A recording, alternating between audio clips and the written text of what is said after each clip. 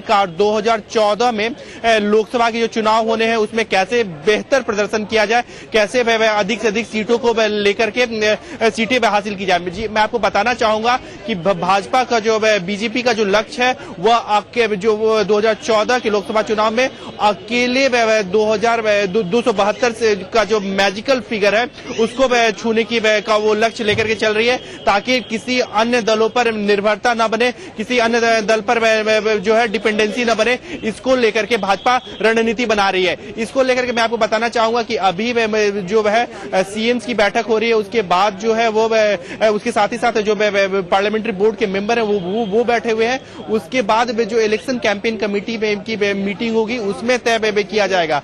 भाजपा जो है वो उन सीटों पर मुख्यतः फोकस करना चाहती है जहां पर पिछली बार जो है वो दूसरे नंबर पर रही थी और जीत हार का अंतर बहुत कम रहा था। उन सीटों पर भी फोकस करना चाहती है और उसी को लेकर के वो आगे की रणनीति बनाना चाहती है। जी विनीत, आपसे ये जानना चाहेंगे कि जिस तरह से दिल्ली में आम आदमी पार्टी वो निकलकर सामने आई है, कहीं ना कहीं बीजेपी के लीडरों में इस चीज को लेकर भी थोड़ी सी तशवीश तो पाई जा रही होगी। अब बीजेपी की अगली जो रणनीति है वो क्या हो सकती है? जी मैं आपको बता दूं कि निश्चित तौर पे जिस तरह से दिल्ली में आम आदमी पार्टी ने जिस तरह से अपना प्रदर्शन किया और बीजेपी यहाँ पर जो रणनीति बनाई हुई थी और वो सोच रही थी कि दिल्ली में भी भाजपा की सरकार बनेगी, लेकिन वो सरकार नहीं बन पाई। तो यहाँ पर बीजेपी के लोग इसको लेकर के भी निश्चित तौर पर यहाँ पर रणनीति बनाएंगे। लेकिन यहाँ पर जब हम बीजेपी के कुछ नेताओं से हमने बात की तो उनका साफ तौर पर कहना था कि लोकसभा चुनाव और विधानसभा चुनाव अलग अलग होते हैं। कई ऐसे लोग हैं, उनका साफ तौर पे कहना था कि जो विभिन्न राज्यों में क्षेत्रीय व छत्रप थे उनको उन्होंने वोट किया है, लेकिन जब लोकसभा चुनाव की बारी आएगी तो वो नरेंद्र मोदी के नाम पर वोट देंगे। जो नरेंद्र मोदी के डेवलपमेंट का जो अपना इश्यू है या स्ट्रांग लीडरशिप की बात है उसको नाम पर वोट देंगे। इसी को लेकर के भाजपा ने पहले ही रणनीति बनाई थी और उसे पीएम कैंडिडेट के तौर पर पेश किया था। जी विनीत, आपने अभी नरेंद्र मोदी की बात करी, क्या वो इस वक्त वहां मौजूद हैं इस मीटिंग में? आपकी उनसे कुछ बात हो पाई है? जी मैं यहाँ पर नरेंद्र मोदी अभी थोड़ी देर पहले ही यहाँ पर आए हैं और वो इस मीटिंग में मौजूद है। मैं उनकी मौजूदा काफी महत्वपूर्ण मानी जा रही है, क्योंकि वो एक और भाजपा के प्रधानमंत्री पद के कैंडिडेट हैं, दूसरी तरफ गुजरात के मुख्यमंत्री हैं और तीसरी जो महत्वपूर्ण बात हो रही है इलेक्शन कैंपेन कमेटी की, वो अध्यक्ष भी है। तो इसको लेकर के वो वहां पर आए हुए हैं। मुख्य रणनीतिकार उन्हीं को माना जा रहा है और उन्हीं पर केंद्रित होकर के सारी रणनीति बनाई जा रही है। जी विनीत, वहां पर जो 3 राज्य हैं उनके जो सीएम हैं उनको भी आज जो है वो दिया जाएगा। उन्होंने जो इतनी शानदार जीत जो दर्ज करी है उसके ताल्लुक से कुछ बताइए। जी मैं आपको बताना चाहूंगा कि जो अभी हाल में 3 राज्यों में भाजपा ने बेहतर प्रदर्शन किया है, चाहे वो राजस्थान की बात हो, मध्य प्रदेश की बात हो, छत्तीसगढ़ की बात हो, वहां पर भी जो कोशिश की जा रही है कि वहां पर भी जितने भी लोकसभा के सीटें हैं उसमें अधिक से अधिक सीटें हासिल की जाए। मैं आपको राजस्थान की बात बताना चाहूंगा, वहां पर 25 लोकसभा की सीटें हैं और बीजेपी की नजर है कि अधिक से अधिक जो मैक्सिमम नंबर ऑफ सीट्स हैं वो हासिल की जाए। इसको लेकर के कवायद की जा रही है। उसके साथ ही मध्य प्रदेश में भी 28 लोकसभा की सीटें हैं, वहां पर बेहतर प्रदर्शन करने की बात हो रही है। और इसके साथ साथ अगर छत्तीसगढ़ की बात करें तो वहां पर लोकसभा की 11 सीटें हैं, हालांकि अभी बीजेपी के पास 10 सीटें में है। तो जो बीजेपी चाह रही है कि वो 11 की 11 सीटों पर जीत हासिल की जाए, क्योंकि लगातार तीसरी बार छत्तीसगढ़ में भी सरकार बनी है, भाजपा की सरकार बनी है। तो इसी को लेकर के वहां पर रणनीति बनाई जाएगी। और इसके साथ ही साथ यह भी कोशिश की जा रही है कि जिस तरह से भाजपा के पक्ष में अभी हालिया लहर चली है विधानसभा चुनावों में, उसी का फायदा बीजेपी बनाए। एक तरह से मोमेंटम जो बना हुआ है उस मोमेंटम को आगे बढ़ाया जाए और इसी का फायदा और इस मोमेंटम को जारी रखा जाए और इसी का फायदा लोकसभा चुनाव में भी हासिल किया जाए। जी विनीत, आखिरी सवाल आपसे ये जानना चाहेंगे कि बीजेपी का जो फोकस है वो इस वक्त जो है वो सोशल मीडिया पर है, यंगस्टर्स पर है। तो इस मीटिंग में कौन कौन से अहम एजेंडे हो सकते हैं?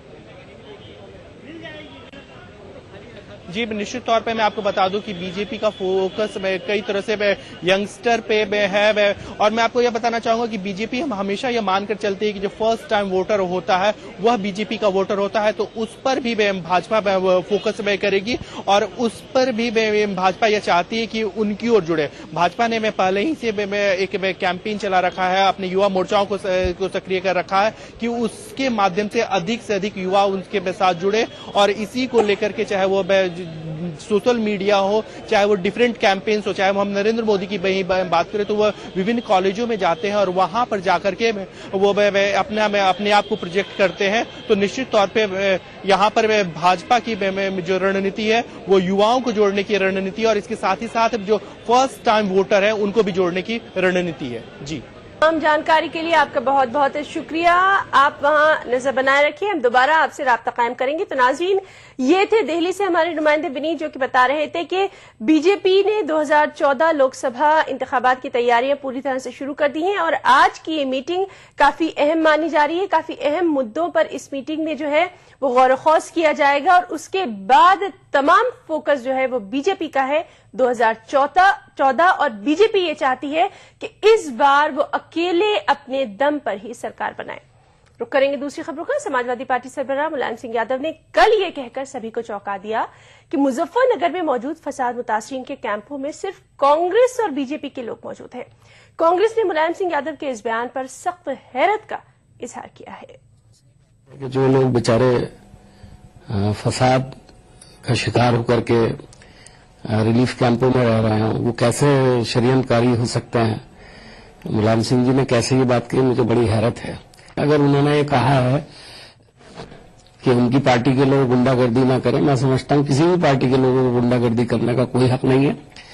पार्टी के वर्कर्स हों, लीडर्स हों, उनके बच्चे हों, उनको ज्यादा मोहतात रहने की जरूरत है। इसमें कोई बुराई की बात नहीं है। मुजफ्फरनगर फसाद मुतासरीन से मुताल्लिक मुलायम सिंह के बयान की बीजेपी ने भी शदीद मजम्मत की है। बीजेपी लीडर मुख्तार अब्बास नकवी ने कहा कि एसपी हुकूमत मुतासरीन की परेशानी को दूर करने के बजाय उनके जख्मों पर नमक छिड़क रही है। नगर में जो दंगा पीड़ित हैं, उनके जख्मों पर मानवीय मरहम लगाने के बजाय सेकुलर सुई चुभोई जा रही है, और उस जख्मों पर सेकुलर सुई चुभा करके उस दर्द को और बढ़ाया जा रहा है। उस दर्द को खत्म करने के बजाय उस दर्द को जो है वो और गहरा किया जा रहा है, ताजा किया जा रहा है। ये क्या तमाशा हो रहा है? आप लोगों की लाशों के ढेर पर जिस तरह की सियासत और जिस तरह की राजनीति कर रहे हैं, उसके बाद आप भाजपा पर आरोप प्रत्यारोप करते हैं।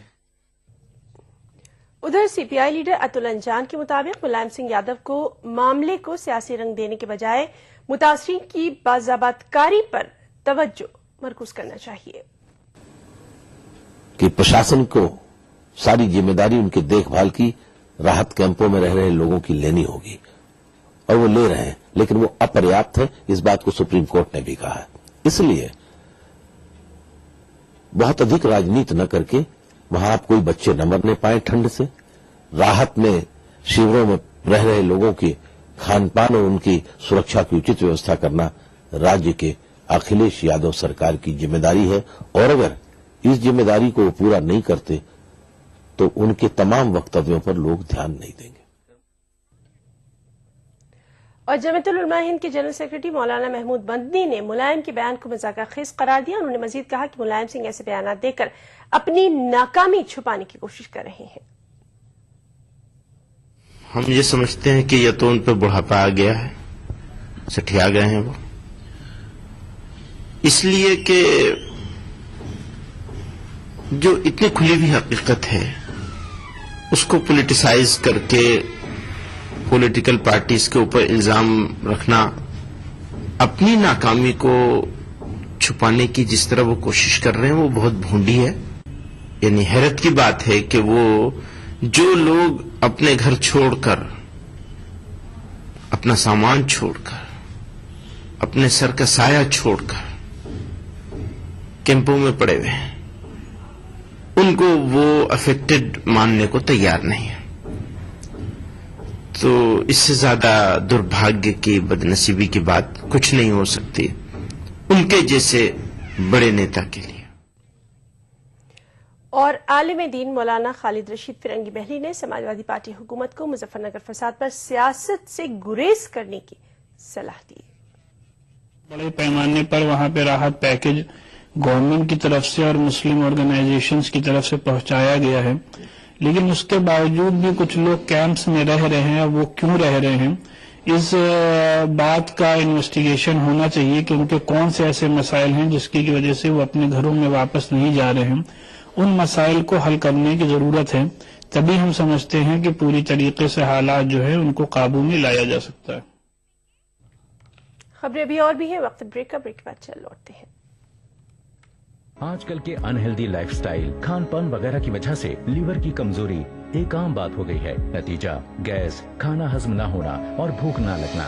पेश है हमदर्द जिग्रीन, मुफीद जड़ी बूटियों से भरपूर। जिग्रीन एक कुदरती लीवर टॉनिक है। जिग्रीन का रोजाना इस्तेमाल आपको देता है कीमियावी और जहरीले अनासिर से हिफाजत, बेहतर कुव्वते हाजमा, पीलिया जैसी जिगर की बीमारियों के इलाज में मदद। अपनाइए हमदर्द जिग्रीन और अपने लीवर को बनाइए स्ट्रॉन्ग।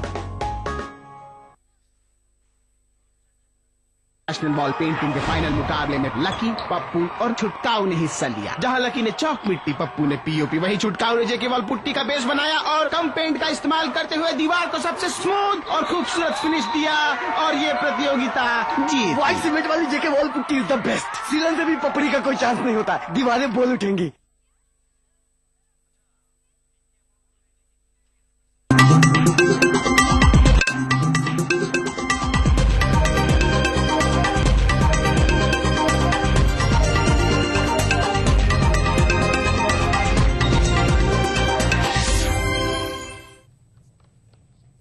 और ब्रेक के बाद अब रुख करेंगे दिल्ली की सियासत का।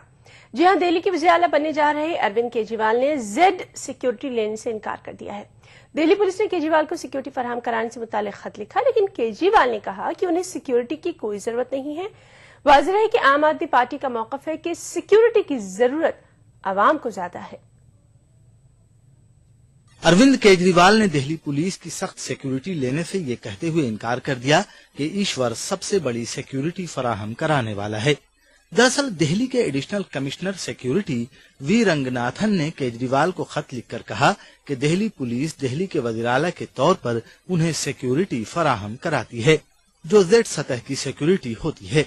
दिल्ली पुलिस के हुक्काम के जरिए इरसाल किए गए खत में उन्होंने कहा कि चूंकि अरविंद केजरीवाल दिल्ली के वज़ीर-ए-आला बनने जा रहे हैं, लिहाजा ज़ाब्ते के मुताबिक दिल्ली पुलिस को उन्हें सिक्योरिटी फराहम कराने की जरूरत है। लेकिन केजरीवाल ने दिल्ली पुलिस के खत के जवाब में शुक्रिया अदा करते हुए कहा कि उन्हें किसी तरह की सिक्योरिटी की जरूरत नहीं है, न तो एस्कॉर्ट और न ही निजी सिक्योरिटी अफसरों की। क्राउड मैनेजमेंट एक अलग चीज है और सिक्योरिटी एक अलग चीज है, और इस देश में आम जनता की सुरक्षा सबसे पहला विषय है, और इसी के प्रति जनता में एक जबरदस्त आक्रोश है कि तथाकथित सुरक्षा के नाम पर एक भारी तामझाम के साथ हमारे नेता चलते हैं और वो आम आदमी की मूलभूत समस्याओं और उसके सरोकारों से कट जाते हैं। तो जो हमारा स्टैंड है वही हमारा अभी तक भी स्टैंड है कि हम सिक्योरिटी नहीं लेंगे। हालांकि केजरीवाल ने पुलिस से मजमे को कंट्रोल करने के लिए मदद की गुजारिश की है। काबिल गौर है कि इससे कबल भी 2 मौके पर केजरीवाल ने सिक्योरिटी लेने से इनकार कर दिया था। Bureau report, ETV news. उधर आम आदमी पार्टी के कौमी कन्वीनर अरविंद केजरीवाल ने कल बाकायदा दिल्ली के लेफ्टिनेंट गवर्नर नजीब जंग से मुलाकात की और हुकूमत साजी का दावा पेश किया। केजरीवाल ने दिल्ली के रामलीला मैदान पर हलफबरदारी तकरीब के लिए उनसे गुजारिश भी की। केजरीवाल 26 दिसंबर को हलफ लेने के ख्वाहिशमंद है। दिल्ली में हुकूमत साजी के लिए गुज़िश्ता 15 रोज से जारी ताअत्तुल खत्म हो गया है। आम आदमी पार्टी के लीडर अरविंद केजरीवाल ने दिल्ली के लेफ्टिनेंट गवर्नर नजीब जंग से मुलाकात करके हुकूमत साजी का दावा पेश कर दिया है। अब 45 साल अरविंद केजरीवाल दिल्ली के नए वजीर आला होंगे। केजरीवाल दिल्ली के रामलीला मैदान में ओहदे और राजदारी का हलफ लेंगे। रामलीला वही मैदान है जहां से समाजी रहनुमा अन्ना हजारे ने करप्शन के खिलाफ जन लोकपाल बिल की मंजूरी के लिए भूख हड़ताल का आगाज किया था। लेफ्टिनेंट गवर्नर से मुलाकात के बाद मीडिया से बातचीत करते हुए अरविंद केजरीवाल ने तमाम वादे पूरे करने का यकीन दिलाया। सारे वादे पूरे करेंगे जी, जितने हमने वादे किए हैं वो सारे वादे बड़े सोच समझ के किए हैं। मंत्री तो बनेंगे कैबिनेट में आपकी, उनमें क्या आधार रखा, हमें किस तरीके से चुनाव होगा मंत्री? नहीं, आपस में बैठ के डिस्कस करेंगे, हमारी कमेटी डिस्कस करेगी। उधर कांग्रेस ने दिल्ली में हुकूमत साजी के फैसले पर अरविंद केजरीवाल को मुबारकबाद दी। साबिक वजीर आला शीला दीक्षित ने कहा कि आम आदमी पार्टी को कांग्रेस की हिमायत गैर मशरूत नहीं है। हमने तो सीधा साधा काम यही करा था कि समर्थन दिया, आउटसाइड समर्थन, अनकंडीशनल नहीं है। ये मैं स्पष्टता से कहना चाहती हूँ कि हमने केवल समर्थन दिया फॉर द पॉलिसीज से जो राहत मिलेगी। अगर जो लोगों के दिल्ली के लोगों को राहत दे सकते हैं तो इससे बेहतर और क्या बात हो सकती है। लेकिन और इसमें अपशब्द इस्तेमाल करना या उनके अपने ही कुछ नेताओं ने कुछ अपनी टिप्पणी करनी, उस पर हम टिप्पणी नहीं करेंगे। आम आदमी पार्टी ने हुकूमत साजी के मसले पर लोगों की राय जानने के लिए दिल्ली में अवामी मीटिंगें की थी। पार्टी का कहना है कि अवाम की अक्सरियत ने हुकूमत साजी की तायीद की है। लेफ्टिनेंट गवर्नर से मुलाकात से कबल आम आदमी पार्टी की सियासी उमूर कमेटी की कौशाम्बी में मीटिंग हुई, जिसमें अवामी रेफरेंडम पर गौर किया गया। वाज़ेह रहे कि दिल्ली में 4 दिसंबर को असेंबली इंतखाबात मुनक़िद हुए थे। 8 दिसंबर को इंतखाबी नतायज मंजर आम पर आए, जिसमें किसी भी सियासी जमात को अक्सरियत हासिल नहीं हुई। बीजेपी 31 सीटों के साथ सबसे बड़ी पार्टी बनकर उभरी, जबकि आम आदमी पार्टी 28 सीटों के साथ दूसरे नंबर पर आई। कांग्रेस की झोली में सिर्फ 8 सीटें आईं। Bureau report, ETV news.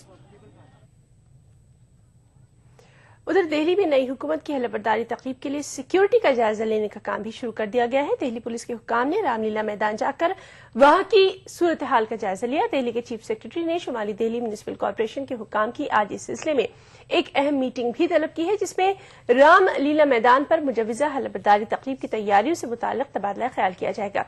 इसके अलावा चीफ सेक्रेटरी DM स्पोलिया खुद अरविंद केजरीवाल से मिलने कौशाम्बी पहुंचे।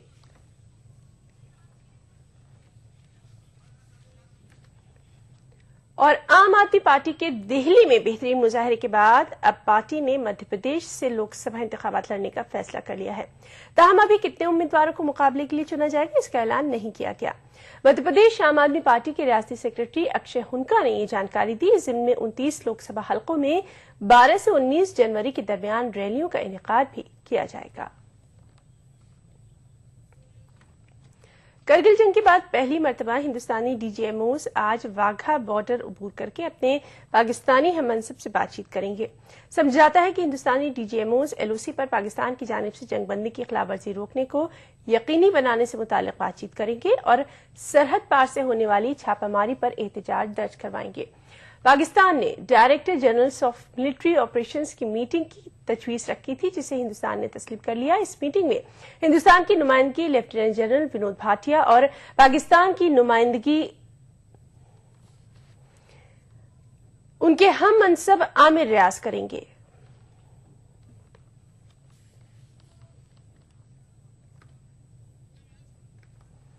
गंडवा जेल से फरार होने वाले सीमी से ताल्लुक रखने वाले 3 मुश्तबा दहशतगर्दों को दोबारा गिरफ्तार कर लिया गया है। इन मुश्तबा दहशतगर्दों को मध्य प्रदेश के बरवानी से गिरफ्तार किया गया। पुलिस के मुताबिक गिरफ्तार अफराद में अबू फैजल भी शामिल है। बरवानी के एडिशनल SP ने इस खबर की तस्दीक की है।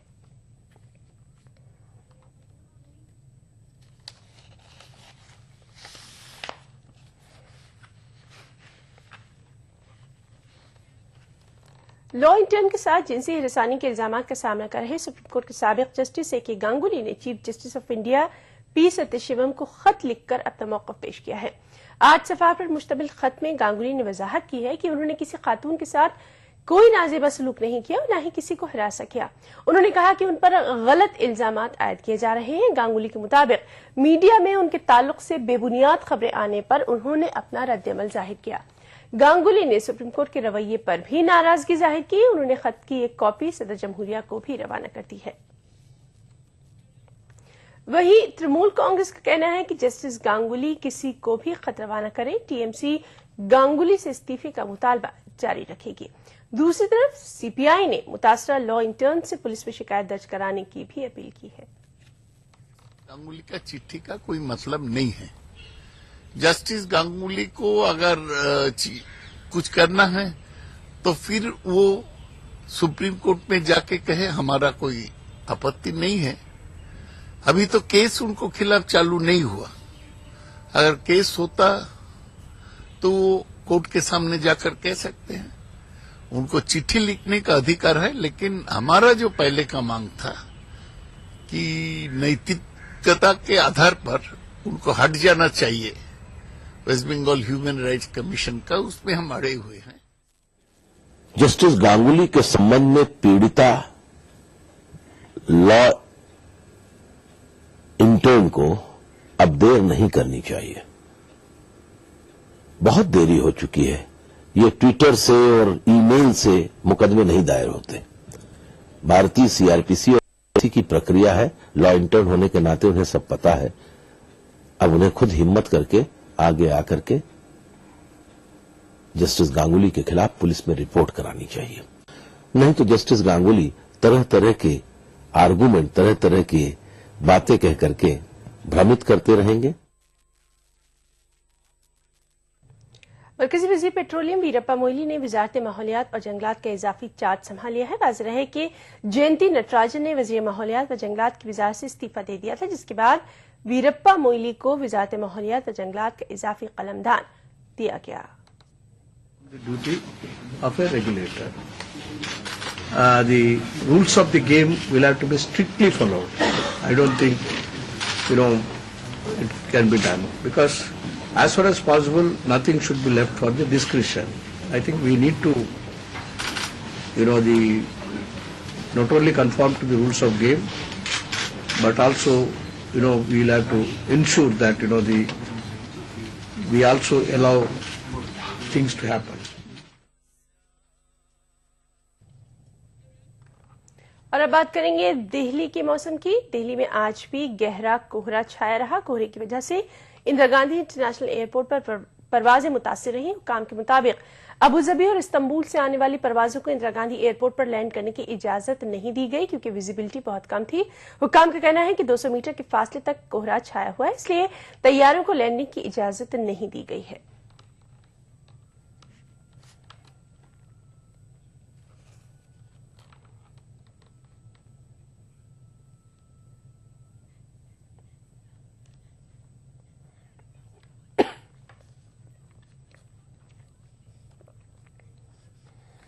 और अब कुछ बैनुल अक़वामी खबरें। शाम में फौज और बागियों के बीच जारी तशद्दुद में रोज बरोज आम शहरियों की हलाकतों की तादाद में इजाफा ही होता जा रहा है। शामी फौज ने शुमाल में बागियों के कब्जे वाले हलब शहर और तुर्की की सरहद पर हेलीकॉप्टर से फिजाई कार्रवाई करते हुए बम बरसाए, जिसके नतीजे में 45 अफराद हलाक हो गए। शामी फौज ने हमले में बैरल बमों का इस्तेमाल किया। गुज़िश्ता इतवार को भी शामी फौज की फिजाई कार्रवाई में हलब शहर में 65 अफराद हलाक हुए थे। हलब में फिजाई कार्रवाई और आम शहरियों की हलाकत पर अमेरिका ने शामी फौज की मजम्मत की है।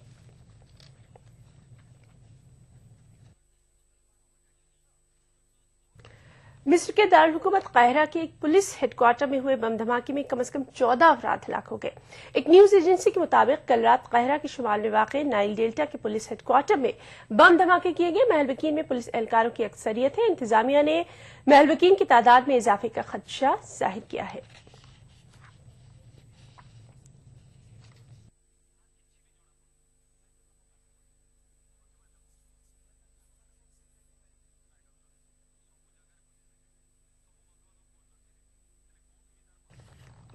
मिस्र में मुर्सी हामी ग्रुप ने तरमीमशुदा आईन की मंजूरी के लिए जनवरी में होने वाले रेफरेंडम के बाइकआउट का ऐलान कर दिया है। मिस्र के बरतरफ सदर मोहम्मद मुर्सी के हामी इत्तेहाद के एक लीडर ने मुजवजा रेफरेंडम को कानूनी तौर पर बेअसर बताया। उन्होंने कहा कि पुरअमन जराये का इस्तेमाल करते हुए गैर आईनी रेफरेंडम के बाइकआउट के लिए मिस्री अवाम को कायल करने की कोशिश की जाएगी। मुजवजा रेफरेंडम अबूरी हुकूमत का पहला इम्तिहान है, जिससे उन्हें मुल्क की अक्सरियत की नुमाइंदगी का कानूनी जवाज पेश करना है।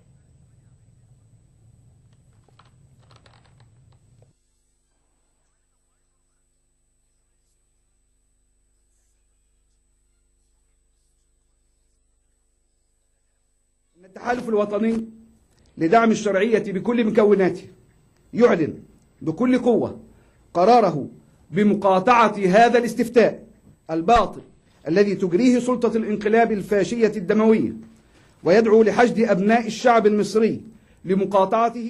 هنتخذ كل الطرق السلمية في نشر الوعي بين الناس لمقاطعة هذا الاستفتاء الغير دستوري الذي جاء من سلطة اغتصبت الحكم، الذي جاء من سلطة قامت بانقلاب دموي أهدرت فيه دماء المصريين. सूडान में जारी तशद्दुद के मद्देनजर आज अक़वाम मुत्तहिदा सलामती काउंसिल की एक इमरजेंसी मीटिंग तलब की गई है। इस मीटिंग में सूडान में आम शहरियों को सिक्योरिटी फराहम करने से मुताल्लिक़ तबादला ख्याल किया जाएगा। फिलहाल सूडान में अक़वाम मुत्तहिदा के 7,000 फौजी एहलकार और 900 पुलिस एहलकार मिशन में लगे हुए हैं।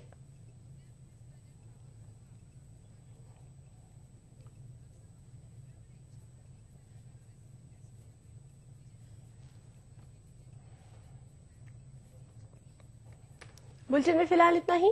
आदाब।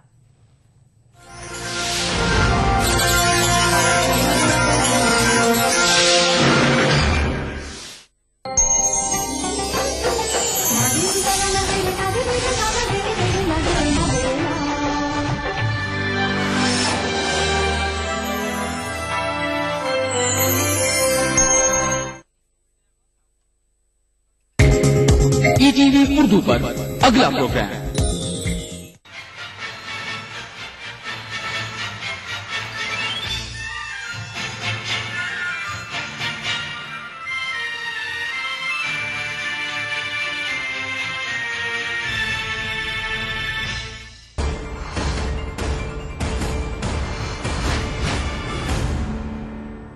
नमस्कार, मैं हूं हरिशंकर व्यास।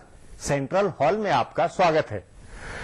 भारत के बौद्धिकों में और मीडिया में फिलहाल अरविंद केजरीवाल और उनकी आप पार्टी का जादू सिर चढ़कर बोल रहा है। संदेह नहीं है कि लोकसभा चुनाव के आते आते केजरीवाल बहुत बड़े चुनावी सूरमा माने जाएंगे।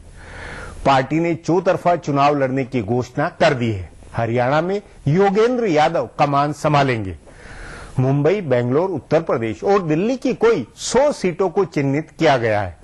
लोकसभा चुनाव के लिए पार्टी ने चंदा देने की अपील भी कर दी है और नए चंदे की आवक भी शुरू हो गई है। नामी वीवीआईपी या कि सोनिया गांधी, राजनाथ सिंह, कपिल सिब्बल आदि के खिलाफ आप दमदार उम्मीदवार उतारेगी। विधानसभा चुनाव से पहले मीडिया दिल्ली में आप पार्टी को गंभीरता से नहीं ले रहा था। उसे वोट कटुआ छोटी पार्टी माना जा रहा था। उस चूक की मीडिया अब इस उत्साह में भरपाई कर रहा है मानो नरेंद्र मोदी को पंचर करने के लिए यह रामबाण नुस्खा है। कांग्रेस और भाजपा को नापसंद करने वाले तमाम लोग अब तीसरे मोर्चे की राजनीति को छोड़कर आप पार्टी में उम्मीद देख रहे हैं। मतलब अरविंद केजरीवाल और आप पार्टी में खूब हवा भरी जाएगी। संदेह नहीं है कि मई 2014 के आम चुनाव में आपका हल्ला बहुत बड़ा होगा। आज इस पर चर्चा है, मगर उससे पहले सुर्खियां और राजकाज। शुरुआत सत्ता गलियारों की गपशप से करते हैं।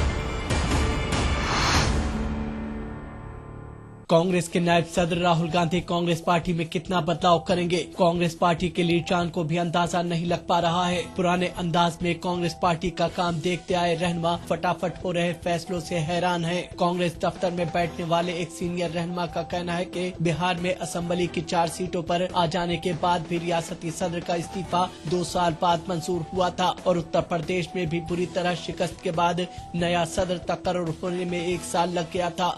लेकिन 4 रियासतों के नतीजों के 2 हफ्तों के अंदर दिल्ली और छत्तीसगढ़ के रियासती सुदूर तब्दील कर दिए गए। कांग्रेस के लिहाज से यह हैरान कर देने वाली तेजी थी। तभी कांग्रेसी लीडर को लग रहा है कि बहुत जल्द कई और रियासतों में बदलाव होगा और कुल हिंद कांग्रेस कमेटी में भी रद्दोबदल किया जाएगा। कांग्रेस जराये का कहना है कि जितने लीडर को लोकसभा का इलेक्शन लड़ना है उनको पार्टी के काम से अलग किया जा सकता है। राज्यसभा के कुछ मेंबरान पार्लियामेंट को पार्टी में लाया जाएगा। इस लिहाज से जयंती नटराजन का इस्तीफा पहला कदम है। इसके बाद गुलाम नबी आजाद और आनंद शर्मा को पार्टी में लाए जाने पर गौर चल रहा है। बताया जा रहा है कि मीडिया का काम आनंद शर्मा को मिल सकता है और आजाद को उत्तर प्रदेश की जिम्मेदारी सौंपी जा सकती है। कांग्रेस और भारतीय जनता पार्टी के लीडरान इलाकाई पार्टियों से कुछ सियासत सीख रहे हैं। दोनों कौमी पार्टियों ने तय किया है कि जनवरी में लोकसभा इलेक्शन के लिए अपने उम्मीदवारों की पहली फेहरिस्त जारी कर दी जाए। राहुल गांधी ने जनवरी में कांग्रेस के नायब सदर का ओहदा संभालने के बाद कहा था कि कांग्रेस इलेक्शन से 3 महीना पहले उम्मीदवारों के नामों का ऐलान करेगी। हालांकि 4 रियासतों के इलेक्शन में इस उसूल पर अमल नहीं किया जा सका, लेकिन कहा जा रहा है कि लोकसभा इलेक्शन के लिए